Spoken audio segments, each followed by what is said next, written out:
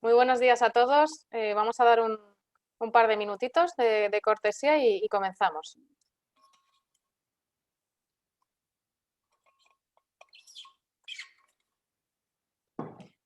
Mientras damos ese tiempo para que se vayan conectando las personas que faltan, bueno, pues simplemente presentarme. Soy Beatriz Franganillo, ya la gran mayoría ya me conocéis.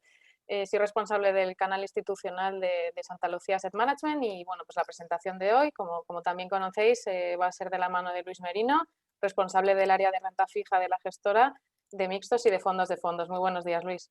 Buenos días, Beatriz, muchas gracias. Si os parece, bueno, pues comenzamos recordándoos que tenéis un apartado de preguntas al final de, bueno, en la pantalla abajo, en el que, bueno, podéis enviarnos vuestras preguntas, además deciros que es totalmente anónimo, con lo cual, bueno, pues animaros a que hagáis más dinámica esta conferencia, esta presentación, con lo cual, bueno, pues nos podéis ir enviando ahí las preguntas. Y, y bueno, pues antes de nada me gustaría presentaros quiénes somos muy brevemente. Para aquellos que no nos conozcáis, Santa Lucía Asset Management, bueno, formamos parte de una de las gestoras más grandes e independientes en España, con más de 4.000 millones en activos bajo gestión, 4.300 y con cerca de 40 profesionales, de los cuales 12 se dedican única y exclusivamente a la gestión de inversiones. ¿Quién nos diferencia del resto? Que bueno, es otra de las preguntas que nos soléis hacer, pues que somos realmente independientes, que no pertenecemos a ningún grupo financiero y sobre todo, bueno, pues nuestra cualidad más destacable es que es la gestión activa y el largo plazo. Hoy vamos a hablar bueno, pues de la necesidad de tener renta fija en cartera, de cómo 2020 pues, nos llevó a la mayor caída de la historia en las bolsas y demostró realmente la importancia de mantener posiciones en títulos de renta fija de calidad como para proteger las carteras de la volatilidad de los mercados. Y bueno, pues 2021 se presenta como un año en el que muchos gestores, muchos inversores se cuestionan si es interesante o no apostar por la renta fija teniendo en cuenta las políticas de tipos de interés bueno, pues que ahora mismo, como todos ya sabéis, están en mínimos históricos y eso ha llevado a que estén lastrando las rentabilidades de la deuda pública y la deuda corporativa.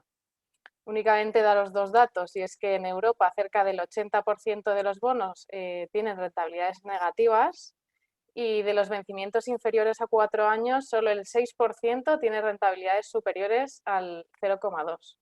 Con lo cual, bueno, pues los inversores tienen más que garantizado la pérdida de poder adquisitivo a no ser que lo remedien. Y bueno, para eso estamos hoy aquí con Luis, para intentar remediarlo, porque en Santa Lucía Asset Management estamos convencidos de que incluso en los periodos de bajos tipos de interés, como el actual, hay que tener renta fija en cartera, porque aporta diversificación, descorrelación y rentabilidad. Así que, bueno, pues Luis, te doy paso. Si quieres, bueno, presento al equipo. Como ya todos conocéis, Luis Merino, más que conocido en el mercado, bueno, pues tiene cerca de 30 años de experiencia y bueno, pues viene de la última etapa, en la última etapa estuvo de director de inversiones en Well Solutions y luego, bueno, pues previamente había estado cerca de 20 años como director de renta fija en CaixaBank Asset Management gestionando cerca de 3 billion, ¿no? Y bueno, pues Iñaki y Carlos también vienen de la época bueno, Carlos viene de la época de Aviva, también han sido gestores de renta fija en el pasado, con lo cual, bueno, pues un equipo muy senior que además está apoyado también con otra persona del equipo de mixtos en la parte de selección de producto, con Carlos de Vega, con lo cual, bueno, pues un equipo muy senior, como os digo, y Luis, te doy la palabra, yo creo, y vamos a lo importante. Pues muchas gracias, Beatriz. Gracias a todos los asistentes por conectaros, por vuestro tiempo. Una primera reflexión, si queréis, antes de nada, un poco enlazando con lo que decía Beatriz. Nosotros pensamos que la renta fija en general tiene cabida en las carteras, siempre tiene que tener cabida como complemento a la renta variable y como un activo que puede servir pues, para aparcar liquidez o para temporalmente estar invertido o para diferentes objetivos. Lo que me gustaría resaltar aquí es que el contexto de tipos de interés que ha comentado Beatriz ya lo conocéis, es decir, estamos en un contexto de tipos negativos, básicamente. Y yo siempre digo el mismo ejemplo, es decir, es como si fuese un partido de fútbol y dices, está mal el campo para todos, ¿no? Es decir, para nosotros y para vosotros, que cuando tenéis que invertir en renta fija os encontráis con ese contexto que ha comentado Beatriz de tipos de interés negativos. Y aquí mi comentario un poco va en el sentido de que la gestión activa, realmente el famoso debate gestión activa, gestión pasiva, ¿no? Que parece que es, ¿no? Detractores, ¿no? Defensores, etcétera. Creo que aquí tiene más sentido común, más sentido que nunca. ¿Por qué? Pues porque realmente los índices de renta fija han ido acumulando duraciones muy altas, ¿no? Y en una gestión puramente pasiva, si tú estás en duración 8, pues oye, para mí tiene un riesgo bastante elevado. Es decir, si tú has ido a una pura indexación, ¿no?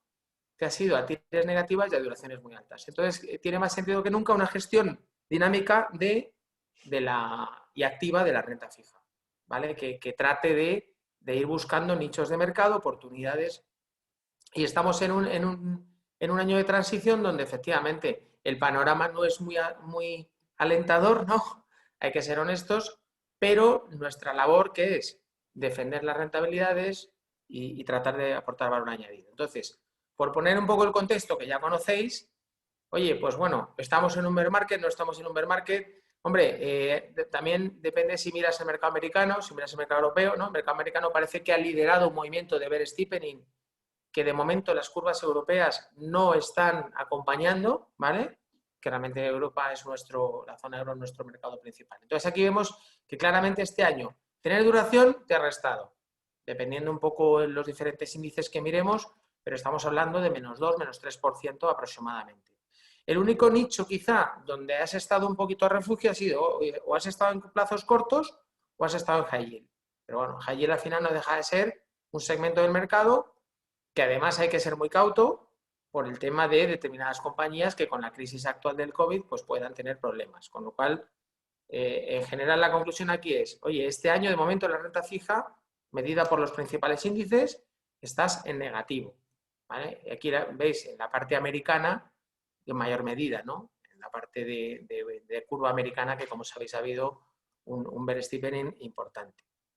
Entonces, ¿cuáles son un poco los temas que está marcando el mercado? Pues hombre, esto ya lo conocemos. El tema de las vacunas es lo que está marcando la movilidad y por tanto es lo que marca el ciclo económico, la rapidez de recuperación, todo. Con lo cual, claramente, Estados Unidos, que ya va por 100 millones de vacunas y que va a conseguir una moneda de grupo muy rápido, pues claramente está liderando ese movimiento y por eso la curva americana ha liderado el movimiento de bear steepening, por eso las expectativas de inflación que luego hablaremos se han adelantado por encima cotizan ya al 2,30, por encima del 2%. Es decir, la curva americana va liderando. Se espera que el crecimiento americano sobrepase ya este año en los niveles pre-COVID. Pero lamentablemente en Europa vamos con cierto retraso. Reino Unido va también un poco liderando dentro de Europa ese movimiento de reapertura de inmunidad, pero Europa todos sabemos, luego pondremos más detalle, que vamos con bastante más retraso. Entonces, la parte positiva, oye, ya tenemos las vacunas, estamos recuperando. Los temas negativos o temas que hay que vigilar, pues es mutaciones, que las vacunas no lleguen, que las vacunas no sean efectivas, todo lo que estamos viviendo. Lockdowns otra vez en Europa, en Alemania, eso es lo que te está haciendo es retrasar una normalización tanto de la economía como de la inflación, como de los tipos de interés, que tarde o temprano van a llegar, pero que necesitamos que vaya al ritmo correcto. Y luego la clave es un poco el tema del tapering, es decir, luego lo comentaremos a lo mejor un poquito con más detalle, pero aquí la idea ¿cuál es? La idea es, la Reserva Federal te ha dicho que no va a subir tipos hasta 2023 y te lo ha dicho claramente por activa, por pasiva y te lo ha reforzado recientemente Jerome Powell. Correcto. No te ha movido los dots, que son las predicciones de tipos. Perfecto. Pero este año 2021 es posible que haga un tapering, es decir, que vaya modulando a la baja la compra de bonos y por lo tanto el mercado no va a esperar a que suba tipos. El mercado se va a anticipar, que es lo que he intentado hacer, y ir poniendo en precio subidas de tipos. Que a lo mejor, y yo no descarto que en vez del 2023 estemos hablando de finales del 2022, cuando tengamos inflaciones en Estados Unidos cercanas al 2%. Es verdad que Powell se ha preocupado de tranquilizarnos y decir, no, esto es algo temporal, ¿no? El mensaje de Powell es, efecto base, es temporal, de acuerdo, sí, pero cuando tengamos inflaciones por encima del 2, a ver cómo reacciona el mercado. Ese es un poco mi punto. Por lo tanto, el riesgo yo creo que aquí es eso, oye, que los bancos centrales vayan normalizando sus políticas monetarias. En el Banco Central Europeo lo vemos más lejano, pero en la Fed es quien lidera el mercado y es quien te está marcando ese cambio. ¿De acuerdo? Entonces,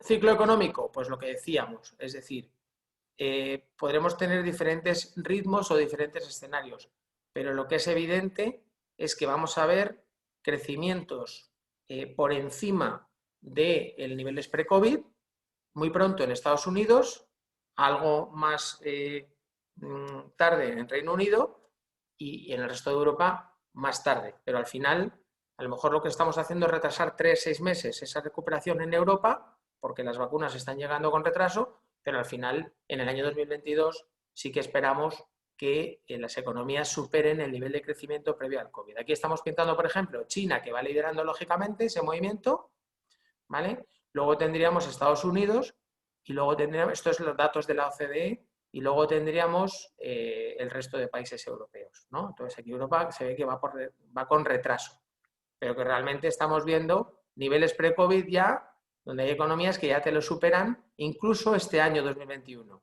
¿de acuerdo? Y Europa, pues en el 2022 va a igualar los niveles de crecimiento del 2019. Y luego, los impulsos fiscales y monetarios siguen ahí. Es decir, las políticas monetarias, los principales bancos centrales te están manteniendo y los planes de estímulo fiscal de Biden pues son muy potentes, ¿vale? Ahora se está hablando incluso que del 1.9 trillón pues vayamos a 3, se está hablando incluso, ¿no? Pero el 1.9, el American Rescue Plan que llaman, ya está aprobado. Entonces, eso ha hecho que las previsiones de crecimiento recientemente en marzo se revisen otra vez al alza, especialmente en Estados Unidos, que es la parte azul clarito, y a nivel mundial, donde nos podemos acercar a crecimientos cercanos al 6%. ¿Vale? Esto es para el 2021. Reino Unido también mayor, Europa en menor medida, pero todos son previsiones al alza para este año. Y por lo tanto tendremos, como decimos, crecimientos previstos de 6% a nivel mundial este año y cercano al 4% el año que viene, que son crecimientos muy superiores a los que ha crecido la economía mundial en los últimos 10 años. Si vamos al 2011, en ningún año la economía global ha crecido, en los años que más, pues ha crecido al 3%. Estamos hablando de 6 y 4. Es verdad que venimos de una recesión del año 2020. Pero el mercado, como yo siempre digo, está con las luces largas. El mercado no está viendo los retrasos en los lockdowns, las nuevas restricciones en Alemania. El mercado está viendo que salimos de esto, el mercado está viendo que nos recuperamos, solo hay que ver las bolsas cómo están, y está priceando una recuperación.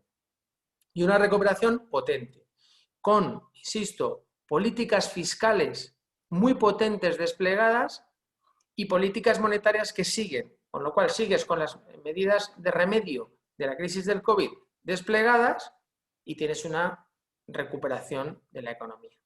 Insisto, a diferentes ritmos, pero al final la dirección del mercado a medio plazo es ahí, ¿no?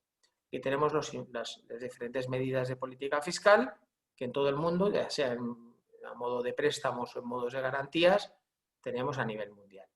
Luego hay una serie de economías que son las nórdicas, que estamos positivos y que, por ejemplo, en renta fija tenemos exposición a bancos nórdicos, etcétera, donde creemos que son países muy potentes, AAA, donde pueden apoyar mucho a las empresas, donde tienen colchón para apoyar a familias, empresas, etcétera, y donde han pasado la crisis, digamos, con niveles, pues como países como Suecia, Finlandia, Noruega, Dinamarca, con recesiones más suaves. O sea, son países más estables. Por lo tanto, dentro del mundo de renta fija, que lo que queremos es estabilidad, que lo que queremos es recurrencia, lo que queremos es solvencia, pues bueno, pues hay una parte que tenemos en países nórdicos, como digo, a través de bancos de máxima calidad, ¿no?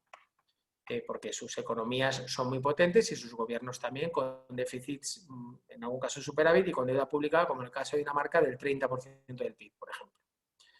Entonces, los indicadores adelantados nos están marcando este camino que estamos comentando, de recuperación mayor que los niveles pre-COVID. De hecho, aquí el PMI global te está apuntando al año 18, no al año 19, ¿vale? Con lo cual estamos hablando de un overshooting de crecimiento. Y luego, lo que nos va a dejar esta crisis, que es inevitable, son niveles de deuda muy elevados. En el 2023 son las proyecciones de Moody's de la deuda pública donde, bueno, España 120, Italia 151, son niveles muy elevados, que en algunos países, como digo aquí, en estas partes de nórdicos, ¿no? Muy bajos. Pero la conclusión es que los gobiernos van a tener que seguir empapelando, emitiendo muchísimos bonos y va a haber una presión de papel, que de momento te la está absorbiendo el Banco Central Europeo y la Reserva Federal, pero la realidad es que para los próximos años la presión de papel es brutal de deuda pública para emitir por parte de los gobiernos.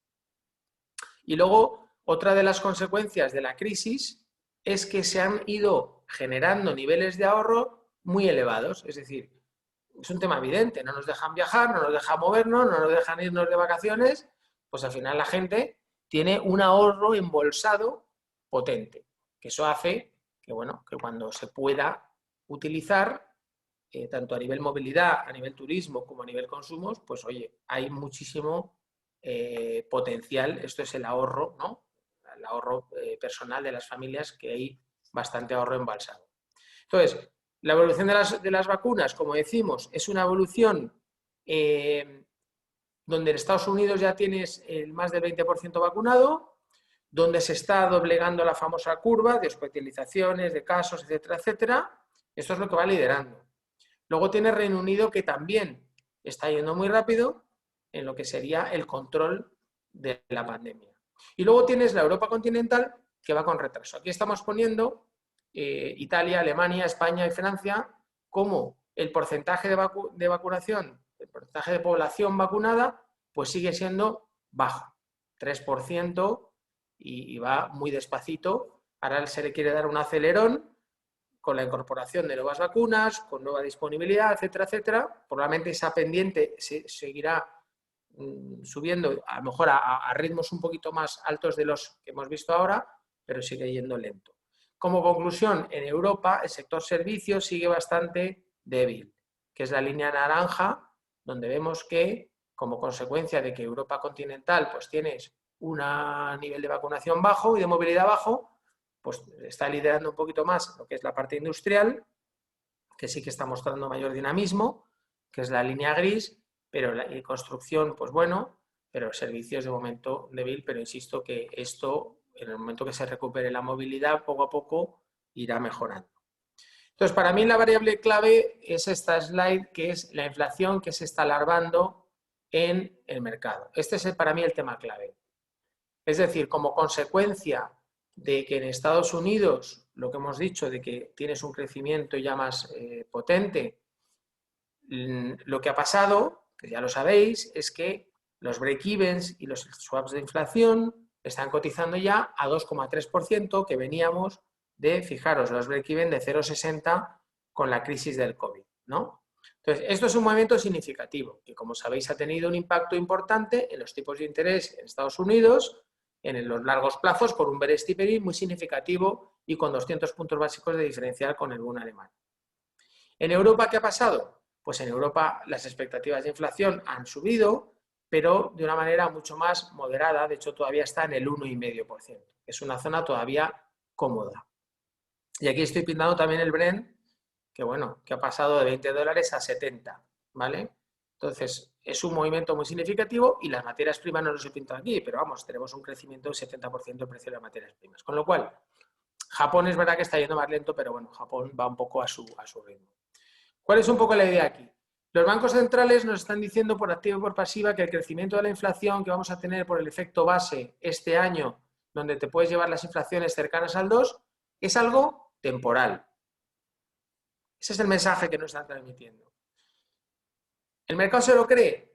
Yo creo que poco, porque realmente es verdad que, bueno, Powell decía, hay unas fuerzas globales de globalización, lo que siempre decimos, ¿no? Envejecimiento de la población, la globalización, la tecnología, que está muy bien y que han sido fuerzas deflacionistas que han mantenido la inflación muy controlada en los últimos 10, 15 años. Eso es cierto. Pero lo que también es cierto es que las medidas de política monetaria y fiscales desplegadas son históricas. Y lo que hemos visto, ahorro embalsado, políticas monetarias y fiscales muy potentes. Y por lo tanto es difícil evitar que la inflación suba. Otra cosa es que puedas tener un efecto base ahora muy potente este año y luego a lo mejor una cierta desaceleración. Y es verdad que en Europa vamos con retraso. Y es verdad que en Europa no va a ser preocupante, etcétera, etcétera. Pero no podemos negar la evidencia. Y esto tiene un impacto. Y luego también si miramos, estos son las expectativas de inflación en mercado. Pero luego el indicador de la Fed, el Personal Consumer Spending, pues también las previsiones es de que supere el 2. Esto es la parte de consumo, ¿no? Luis, al respecto bueno, de la inflación, de lo que estábamos comentando, nos han llegado varias preguntas, que aglutinándolas un poco es si vemos inflación en el corto plazo y cómo proteger las carteras de la posibilidad de aumento de inflación o cómo aprovechar un repunte de inflación. Estas son muy buenas preguntas porque realmente es un poco la pregunta del millón. Un poco nosotros lo que pensamos es eso, es que va a haber, por el efecto del crudo más o menos te va a sumar entre 0,7 y 0,8, ¿vale? Ese gráfico que tenemos aquí del Brent, ¿vale? El efecto base famoso, te va a subir en torno de 0,7, 0,8 las tasas de inflación, ¿vale? Y eso va a ser en los próximos meses. Con lo cual vas a tener un impacto donde la inflación americana se te va a ir, como decimos, por encima del 2, ¿vale? La inflación publicada.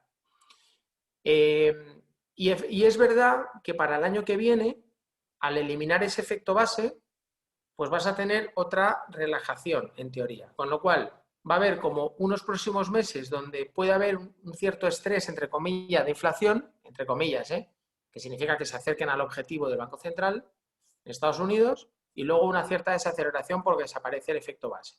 Eso en Estados Unidos. Y en Europa, las previsiones de inflación que tenemos nosotros no son preocupantes.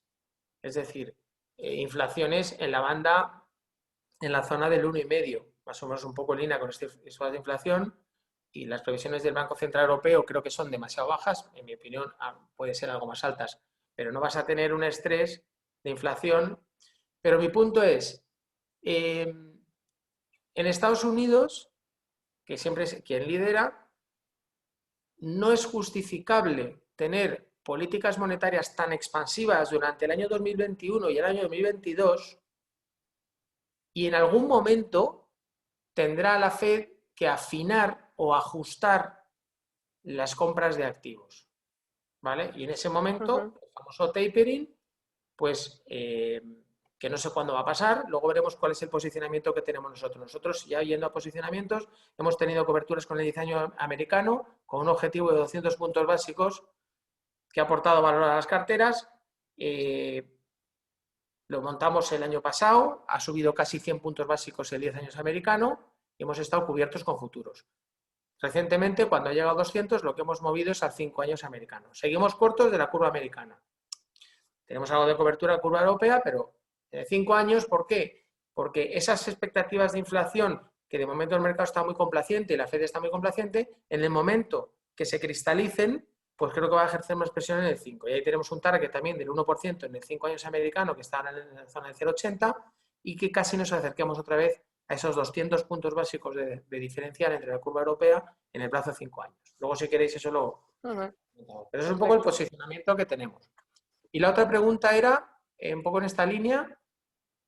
¿Cómo cubrir las carteras o cómo aprovechar un movimiento de inflación? ¿Cómo cubrir? Pues un poco esto que decimos. Es decir, ¿dónde prevemos que va a haber más tensión o ya ha habido? Es verdad que ahora ha habido un momento muy rápido en la curva americana y quizá ahora está descansando, ¿vale? Ahora está un poco, ¿no? Y es lógico que haya una ligera, si quieres, relajación de los tipos americanos porque venimos de un steepening muy, muy violento y muy vertical.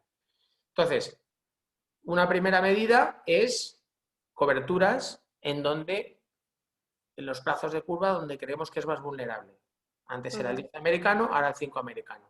También tenemos coberturas de Bund, pero no las hemos potenciado y a lo mejor queremos montar más coberturas en fortaleza, a niveles de menos 0,45, menos 0,50 del Bund. Ahí a lo mejor montamos más coberturas de Bund a esos niveles. Hay que ser muy táctico y también es muy importante. Entonces, coberturas con futuros de gobierno, duraciones bajas, es decir, nosotros ahora estamos en la zona de 2,70 y queremos en fortaleza del boom bajar al 2,5.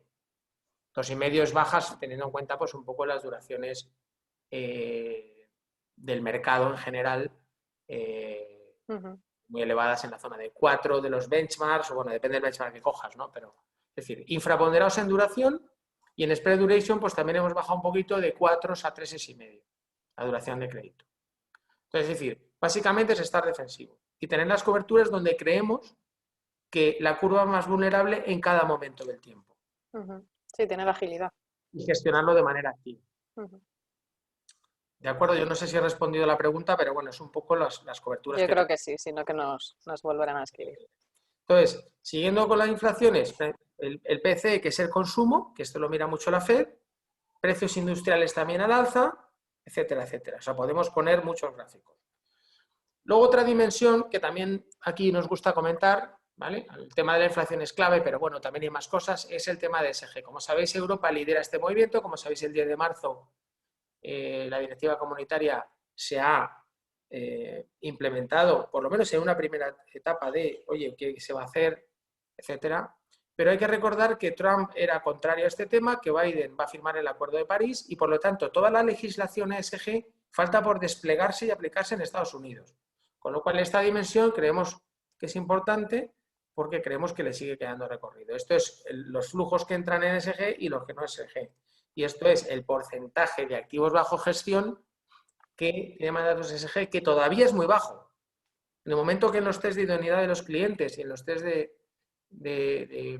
conveniencia se pregunte si usted quiere inversión ESG, es inevitable que la gente ponga que sí. Por lo tanto, te va a obligar a tener productos ESG, etc. Con lo cual, la parte de Green Bonds, la parte de ESG, que llevamos ya mucho tiempo sobreponderando. ¿Por qué decimos sobreponderando en cartera? Pues porque se te pesa muy poco de los índices, en torno a un 5% solamente. Entonces, oye, llevamos ya tiempo teniendo más bonos con este sesgo, Green Bonds básicamente, de lo que pesan en el mercado. Con lo cual llevamos ya tiempo sobreponderados y vamos a seguir con esta otra dimensión que es, oye, focalizarte en temas de Green Bonds. Aquí, como ponemos, todavía significa, de todo el mundo investment grade, solamente estamos hablando de un 5% en Green Bonds.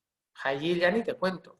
Y es verdad que en el mundo híbrido recientemente ha habido emisiones de EDP, de Telefónica, de no sé qué, donde para ese nicho de mercado supone un 10, pero esto es muy poco, ¿vale?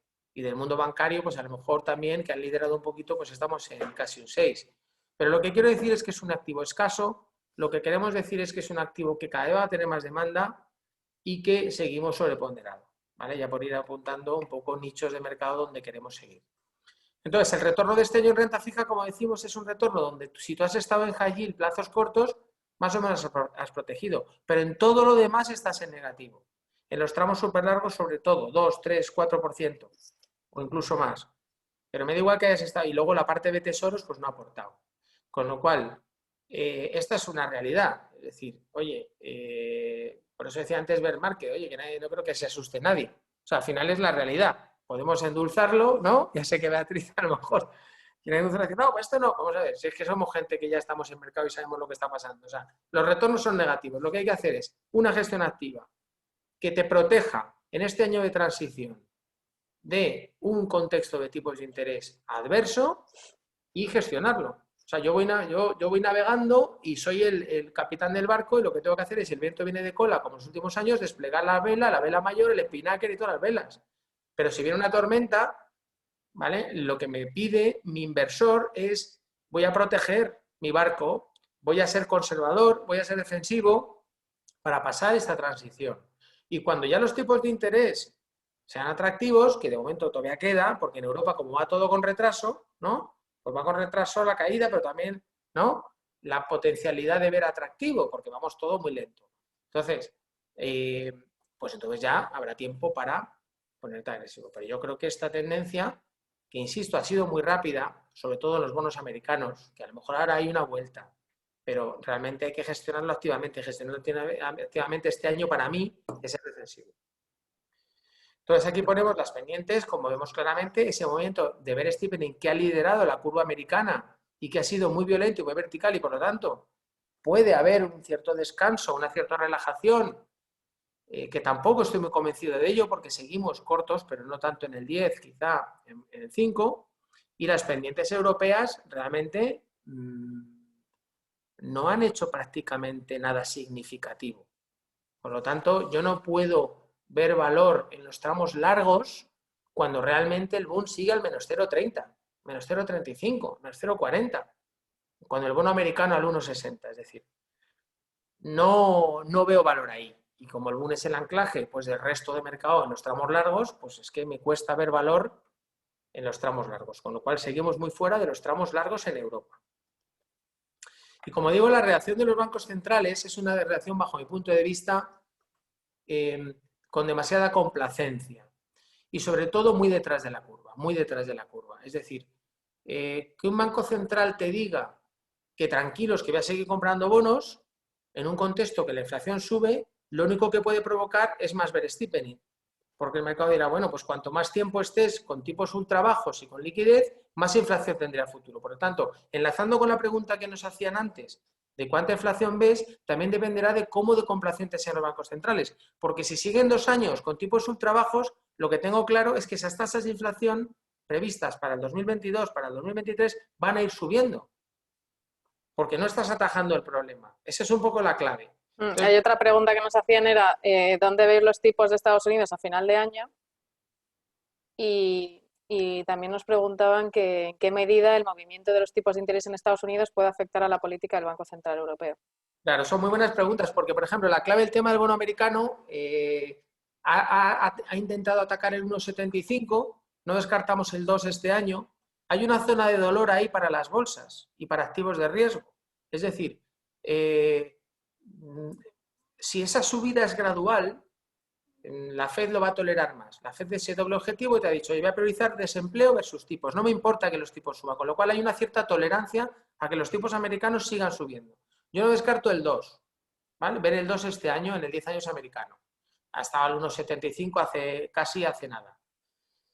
Entonces, si eso es gradual, no va a haber nerviosismo. Si esa subida es radical, violenta y vertical, pudiera afectar a activos de riesgo, llámese bolsas, llámese crédito, por un mayor tipo de descuento y por generar minusvalías en las carteras que al final generan nerviosismo. Por lo tanto, en la curva americana vemos este año a lo mejor el 5 años al 1 y el 10 años al 2. ¿Vale? Y la segunda pregunta que me hacías era, ¿cómo impacta eso en el Banco Central Europeo? Claro, es que el Banco Central Europeo va muy por detrás. Porque cuando hay volatilidad en los tipos, dice, no, compro más bonos. Pero lo que no te das cuenta es que si compras más bonos, sigues anclando los tipos, sobre todo cortos, en niveles muy bajos, y al final vas a tener más inflación a futuro. O sea, yo veo los tipos cortos anclados, sí, pero los largos, con 200 puntos básicos de diferencial entre el Bund y el Treasury, me cuesta ver que no haya un contagio al Bund, porque, es decir, los tipos de interés a largo plazo es un mercado internacional global y hay un tema de valor relativo. Y los japoneses llega un momento que a lo mejor ya les interesa comprar bonos americanos, pues porque les interesa comprarlo. O simplemente por valor relativo vía futuros. Entonces, me cuesta ver que ese spread siga ampliando mucho más. Entonces, pueden pasar dos cosas, que se relaje el Treasury o que el Bund, ¿no?, repunte. Veo más la segunda opción. Y el Banco Central Europeo va a ir detrás de la curva. Te va a decir, no, compro más bonos. Bueno, pues compra más bonos. A no ser que la Reserva Federal haga también un twist, que era compro largos y vendo cortos, ¿no?, para aplanar las curvas, como hizo hace unos años. Pero vamos, el Banco Central Europeo le veo pues que muy retrasado en su reacción, que de momento va a seguir comprando bonos, que de momento te aguanta el mercado. De hecho, aquí tenemos en este gráfico que las compras netas del ECB pues supera la oferta neta. O sea, el ECB ya te está comprando todos los bonos que se emiten. Es que, ¿puedo hacer más? Bueno, pues te ha dicho que en los próximos 3 meses en el PEP, en el programa de emergencia, pues te va a acelerar, ¿vale? Pero eso yo creo que ya está, es decir, con un Bund a menos 0,30, menos 0,35, menos 0 que está ahora, pues yo creo que eso está en precio. Que el Banco Central va a seguir comprando los bonos y te va a comprar toda la oferta neta de bonos que haya en el mercado. ¿Vale?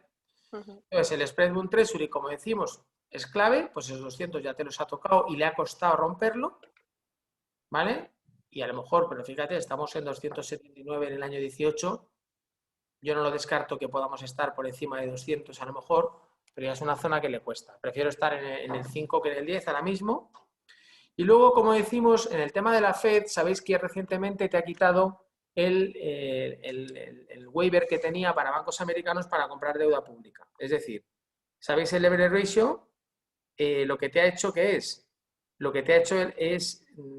no extender la moratoria que tenían los bancos americanos para que la deuda pública no le computara como capital en el leverage ratio, lo que llaman el supplementary leverage ratio, SLR. ¿Esto qué significa? Que ya de facto la Fed es el único comprador de los bonos americanos. Eso ya está pasando, porque los bonos americanos, los bancos americanos saben esto. Con lo cual tienes mucha deuda, planes fiscales multimillonarios, bancos americanos que ya no tienen deuda porque ya les consume y que esperan a entrar a tipos, yo creo, superiores.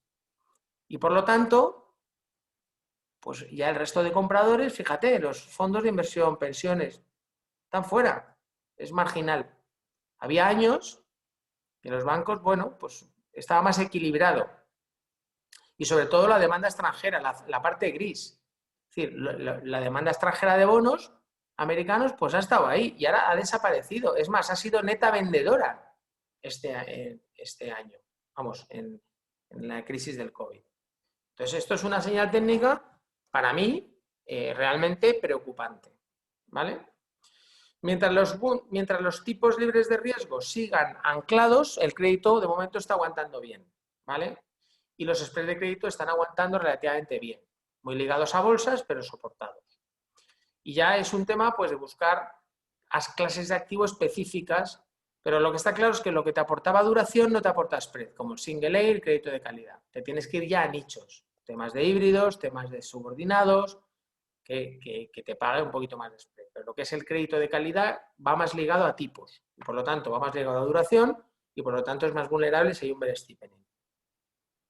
Y luego por ratings, pues bueno, el triple B sigue ofreciendo, vemos caro el doble A, porque está, aquí sabéis que ponemos los spreads de cada rating respecto a su rating inferior, ¿no? Entonces el triple B, bueno, sigue siendo relativamente atractivo, el single A, pero vamos, el doble A sobre todo bastante caro.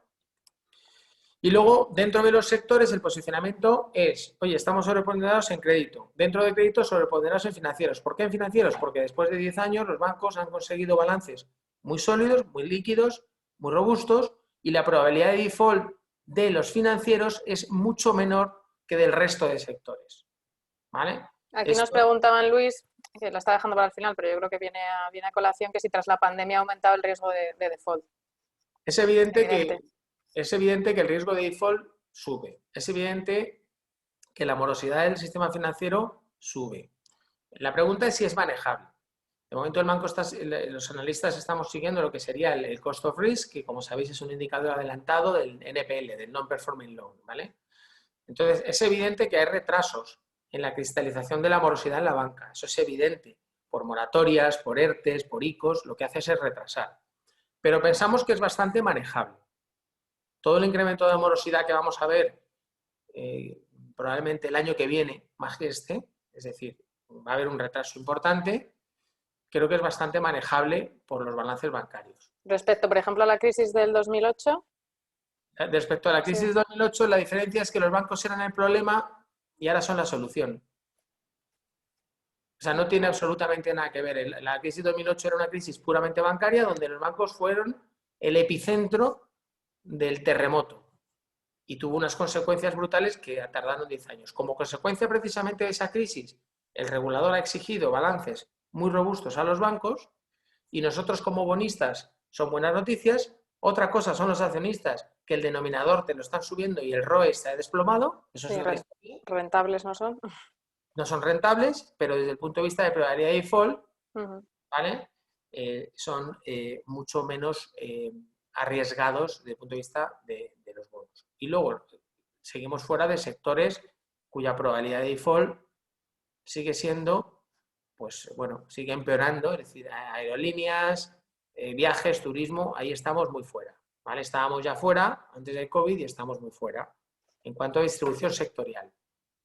¿vale? Y aquí, por ejemplo, también vemos que los downgrades pues han sido mucho mayores en corporates que en financieros, ¿no? Esto un poco demuestra lo que decíamos de que el mundo de corporativo, aunque ahí hay muchas diferencias en los sectores, pero, por ejemplo, telecoms te aguanta mucho mejor, ¿no? Hay ciertos sectores ahí que te está aguantando mejor, pero es evidente que los financieros te aguantan mejor. Y además te pagan más y además tienes como más variedad de activos para comprar, subordinados, tienes senior non-preferred, tienes AT1s, o sea, tienes un mundo, quitando cover bonds, que estamos fuera porque no paga y es ultra seguro, pero no paga, donde, pues bueno, seguimos viendo valor relativo dentro del mundo financiero. Por eso tenemos en las carteras una sobreponderación importante financiera. Y luego ya si vamos a nichos específicos de mercado, bueno, pues podemos ver dentro del mundo Tier 2, periféricos, ¿no? Ya es un poco, seguimos sobreponderados en banca periférica española e italiana, habíamos jugado el tema de fusiones con UBI, con Bankia, tal. Seguimos con Unicaja, seguimos con bueno, el tema de Unicaja Liberbank también, etcétera, etcétera. Pensamos que esa consolidación es positiva para los bancos adquiridos, especialmente bancos periféricos, y entonces, bueno, seguimos viendo algo de convergencia, aunque ese movimiento ya ha corrido bastante. Y luego, pues ya, hablando de nichos un poco, de oportunidades, pues el tema de híbridos, pues también es un activo que llevamos tiempo, digamos, eh, utilizando y que, bueno, pues tiene sus nichos también en la parte, pues a lo mejor más, si quieres, pues de triple Bs, quizás más que en dobles Bs, ya es un poco de temas ya más específicos, ¿no? El tema de high yield, estamos en general cautos. ¿Por qué? Porque primero ha subido bastante, las valoraciones son agresivas, son exigentes y no descartamos pues que haya, independientemente de que mejore el ciclo económico, es compatible con que haya compañías que tengan problemas, etcétera. Con lo cual ahí seguimos cautos.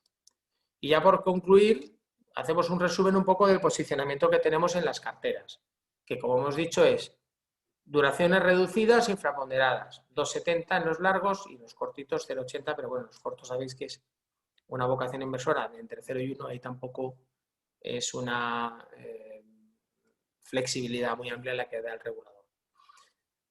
Como hemos hablado del tema de las coberturas, pues oye, esas coberturas de riesgo de tipo de interés, tenemos bonds y tenemos treasuries, más o menos a partes iguales. Lo único que hemos movido recientemente, del 10 años, hemos hecho caja, es un movimiento que ha aportado mucho valor desde el año pasado y que hemos trasladado al 5 años americano, donde seguimos cortos, ¿vale? Las liquideces, pues bueno, no nos importa ahora a lo mejor tener puntualmente algo más de liquidez a la espera de oportunidades. Mantenemos steepening en la curva americana a través de 5-10, de Bobel contra Bunds. El tema de Green Bonds lo hemos comentado. Tema UK e Irlanda seguimos bastante fuera. Tenemos exposición testimonial a UK. Y en periferia nos gustan más los bancos que los gobiernos. Ahora mismo en el 5 años italiano, pues puntualmente vemos algo de valor, a tires en torno a cero, cubierto con Bobel. Bueno, pues para una zona que ahí no vas a sufrir mucho y puedes estar un poco a la defensiva, pero en general en Italia y en España somos mucho más positivos en bancos que en tesoros, ¿no? Y en crédito lo que hemos dicho, muy diversificados, jugando diferentes clases de activo, pues desde unas titulizaciones que te dan mucha estabilidad de máxima calidad, a pagarés en las partes cortas, a flotantes, a bonos financieros en todo su espectro, etcétera, etcétera. Pero bueno, lo que sí hemos hecho recientemente es bajar spread duration de 4 a 3,45 y donde, como hemos comentado antes, el tema de bancos nórdicos, que es de fondo de armario, como digo yo, pues algo seguro, estable. Bancos americanos también nos gustan. Fuera de sectores, aerolíneas, hoteles, consumo, industriales, viajes, todo esto fuera. Petróleo tenemos muy poco. Y bueno, ya en nichos de mercado donde puedes aportar beta, subordinados, en híbridos, etc. Cautos en high yield. En loans tenemos algo de exposición vía algún fondo de private debt y en emergentes estamos bastante fuera, sobre todo con una fortaleza del dólar muy negativo para emergentes. Ahora la volatilidad de Turquía ya añade más ruido y en general estamos cautos en la parte de emergentes. Y yo ya, por mi lado... Perfecto. Aquí nos hacen dos preguntas que yo creo que vienen estupendas para esta parte. Es ¿cuál de las estrategias les ves más recorrido? Y Y luego, bueno, pues que si nos podrías comparar el posicionamiento de los fondos de hoy a hace un año. Vale. A ver, más recorrido sería una pregunta un poco con matices. A ver, me explico. Volviendo al ejemplo, si tú quieres ser defensivo, más recorrido es perder menos dinero, ¿no? Lo interpretamos así, ¿no? Más recorrido es, si yo voy a tratar de perder el menos dinero posible, es lo que más recorrido tiene. No es que vaya a ganar mucho. Entonces, yo diría, en la parte más conservadora, el corto plazo. Pero frente a, por ejemplo, pues clientes que nos dicen, oye, es que a mí ya la liquidez, el banco me está cobrando un 0,5, ¿qué posicionamiento me recomendáis, ¿no? Entonces, en el renta fija a corto plazo, sabes que vas a ser algo tranquilo. De momento estamos en terreno positivo en los tres, pero vas a estar un poquito más a refugio, si quieres, del ruido que pueda haber en un steepening de las curvas, etcétera. Y luego, el Dinámica, que es un fondo más pequeño, de 9 millones, pero que juega estas apuestas que hemos dicho de manera más agresiva. Es decir, las coberturas de bono americano las ha jugado con más posición, la parte de subordinados la juega con más posición, es decir, es más agresivo, no solamente en el market timing, sino también en la intensidad de las apuestas que compartimos en los diferentes fondos, donde aquí se juega de una manera más específica. Es verdad que es un fondo pequeño, los dos primeros estamos hablando de fondos por encima de 200 millones y este es un fondo más de nicho, si quieres, más pero... más flexible, ¿no? A la hora es de... un fondo, efectivamente, que aprovecha mejor las oportunidades que podemos ver y que las juega de una manera más agresiva, más intensa. Entonces, en ese aspecto sería una especie de barbell. Es decir, oye, si quiero poco riesgo en el corto plazo, más a refugio, un proxy de liquidez, evitando las rentabilidades negativas del menos 0,50 de mi cuenta corriente. Y por el otro lado, para buscar oportunidades más específicas de nicho, más tácticas, quizá el renta fija dinámica. Vale. Y luego la pregunta de cómo varía el posicionamiento del año pasado a este. El posicionamiento realmente no ha cambiado de manera, podríamos decir, drástica. ¿Por qué? Porque no teníamos exposición a sectores muy afectados con la crisis, aerolíneas, tal. Lo que sí hicimos fue aguantar los meses de marzo y abril, que el mercado estaba roto y que se desplomaba todo a caída libre, todos los bonos, pues aguantamos bastante bien y luego cuando recuperó el mercado sí que redujimos tema de autos, por ejemplo, temas de Ford, temas... Es decir, pero la clave fue el timing, no haber vendido en abril que estaban 10, 15 figuras todos los bonos destrozados, sino que en la recuperación. Entonces hicimos ese reposicionamiento y luego también hemos incrementado en la parte pues, de nórdicos que decimos, pues un poco más para pasar bueno, pues con menor volatilidad. El tema de titulizaciones de calidad pudimos vender también en marzo y en abril y fue un activo que se comportó muy bien y jugó su papel de quitar volatilidad. Y las duraciones, pues quizá hemos ido gestionando. Lo más relevante, yo diría, por hacer el resumen, es la cobertura del bono americano. Es decir, cuando hemos visto que el tema iba a ampliar, pues el año pasado empezamos a montar coberturas con bono americano. Yo te diría que eso ha sido lo más relevante. En duraciones hemos estado cortos, lo hemos ido modulando, estuvimos casi en 3 y ahora estamos en 2,70 con la idea de fortaleza bajar a 2,5. Pero, por resumirte, la sobremoderación en crédito pues las hemos mantenido porque seguimos sin ver valor en gobiernos. O sea, ni antes de la crisis ni después de la crisis. Aunque tácticamente hemos podido jugar cuando había que jugar Italia en cortos plazos, se ha jugado, que tenían valor, y hemos sido agresivos en Italia a cortos plazos. Cuando no tocaba, pues nos hemos ido. La parte de gobiernos te permite quizá la parte más táctica, ¿no? Porque es más líquido, lo puedes hacer con futuros, etcétera. Pero en deuda pública, honestamente, no vemos mucho valor. Ni lo hemos visto antes, ni lo vemos ahora. Vale, o sea que yo creo que así un poco a modo de conclusión, que este año va a ser importante pues tener una cartera diversificada y gestionarla sobre todo de forma dinámica y muy activa. Efectivamente. Aquí tenemos un poco los productos, no sé si quieres comentarlo tú o quieres que lo comente yo. Vale, bueno, yo creo que ya prácticamente lo has medio comentado, ¿no? Con las preguntas.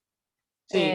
Son los tres productos que gestiona el equipo. El primero es el renta fija a corto plazo. Como bien decía Luis, pues las duraciones pueden ser hasta entre 0 y 1, con lo cual, bueno, pues ahí muy limitado y sobre todo pues una alternativa a esa parte de liquidez de las carteras, ¿no? Y más de refugio. Y bueno, pues ahí tienes todas las características del fondo, todos los ratios. Santa Lucía Renta Fija, que es bueno, pues un poco el hermano mayor que puede tomar algo más de riesgo, tanto en calidad crediticia como en duraciones.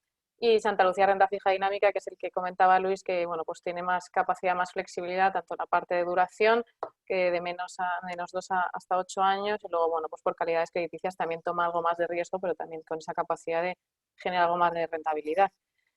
Así que bueno, pues es ahí donde más perspectivas quizá pues haya apuntadas este año, junto con el corto plazo en la parte de liquidez, ¿no? Como Hay que decíamos. comentar el tema, si me permites, Beatriz, en divisa, que los folletos permiten, no estamos entrando en divisa. Pensamos que divisa, aunque tengas una opinión, incorpora mucha volatilidad a un fondo de renta fija. Entonces, oye, el mercado lo permite. Todo esto que hemos dicho de bono americano, etcétera, siempre es con futuros, con lo cual ahí no estás teniendo exposición a divisa, exclusivamente estás jugando lo que es el diferencial de tipo de interés. Ujú. Entonces, ni tenemos divisa, ni hemos tenido, ni pensamos tener. Pero bueno, el folleto permite ahí un poquito, pues por si acaso, pero no se está utilizando eso. Perfecto. Y luego yo creo también remarcar que una de las ventajas de ser gestora española frente a una gestora internacional, que bueno, suelen ser fondos que se distribuyen en muchos más mercados con un volumen mucho más grande, pues al final en ocasiones esos fondos, esos productos pierden flexibilidad, ¿no? Que es la que ganamos con productos del tamaño de estos fondos de en torno a los 200 millones que comentaba Luis. Efectivamente, el tema del tamaño es importante, es decir, en un mercado de nicho, en un mercado donde hay oportunidades puntuales, en un mercado donde no hay muchas veces papel para cosas que te gustan, ser demasiado grande, lejos de ser una ventaja, para mí es una desventaja. Porque es que o sea, eres demasiado grande para poder participar en determinadas oportunidades del mercado y que te cunda, es decir, que te pese algo que sea relevante, ¿no? Ujú. Entonces, tamaños de 200 millones son tamaños cómodos.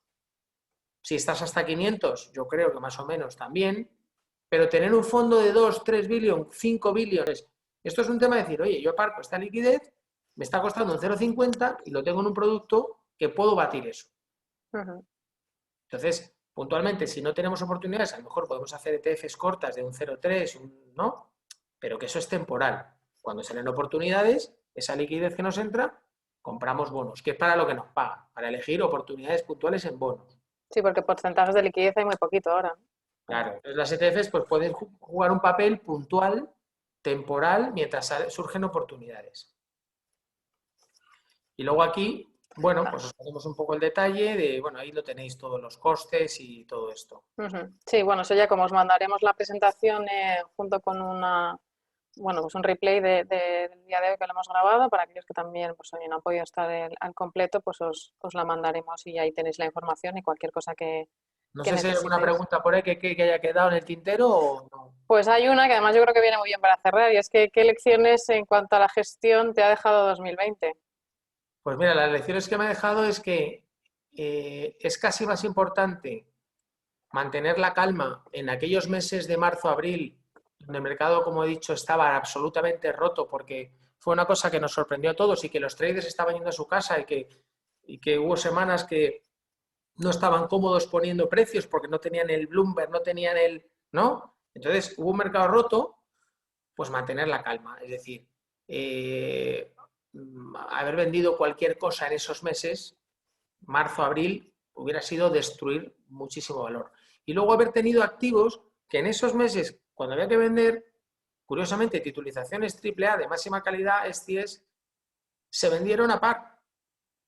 Y cuando los bonos estaban 10, 15 figuras. Es decir, tener una cartera diversificada no es el típico nombre que se dice y que queda muy bonito, ¿no? Es que es verdad. Es decir, tú tienes que participar en diferentes clases de activos y cada clase de activo juega un papel en momentos determinados del mercado.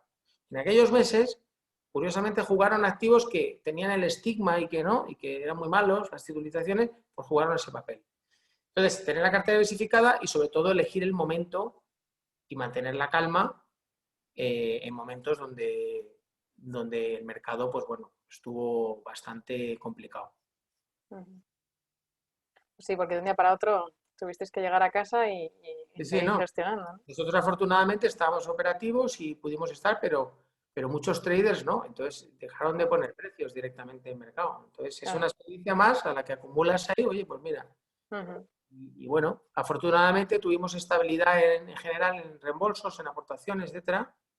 Nuestros clientes en general estuvieron tranquilos y bueno, pues eso ha ayudado también. esto aquí se ve, ¿no? Esta corrección es inevitable que corrijas, pero este corrigió mucho menos que casi todo el mundo. Y luego también la recuperación posterior, pues oye, pillarlo en los activos que realmente estaban más distrés o más castigados, ¿no?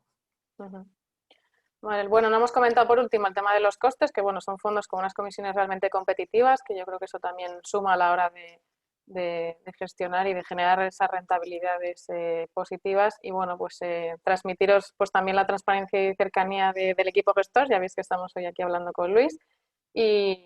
Y bueno, pues os enviaremos la documentación en los próximos días, como os decía antes, y si tenéis alguna duda, pues también nos la podéis enviar y por nuestra parte encantados. Así que yo creo que Luis, cerramos aquí para no Pues cumplimos muchísimas el gracias a tiempo. todos, a ti Beatriz, a vosotros por vuestro tiempo y para lo que queráis, ya sabéis, total transparencia, nos comentáis lo que sea y la cercanía yo creo que es un poco también un valor añadido que podemos dar ¿no? Con respecto a otros fondos extranjeros, que no creo que el gestor de BlackRock, si le llamas, te vaya a contar. Y que te lo cuenta en español. La transparencia que yo he dado ahora, ¿eh? La gente es muy reacia a dar este nivel de transparencia que yo he dado total y absolutamente de posiciones, de tal. Entonces, bueno, a mí no me importa. Oye, mira, esto es lo que estamos haciendo, pero no te creas, ¿eh? Mucha gente que no te lo cuenta, ¿eh? Bueno, pues nada, muchísimas gracias Luis, muchísimas gracias a todos los Gracias a todos. asistentes y bueno, pues que ya sabéis dónde estamos para cualquier cosa que necesitéis. Un abrazo muy fuerte. Gracias.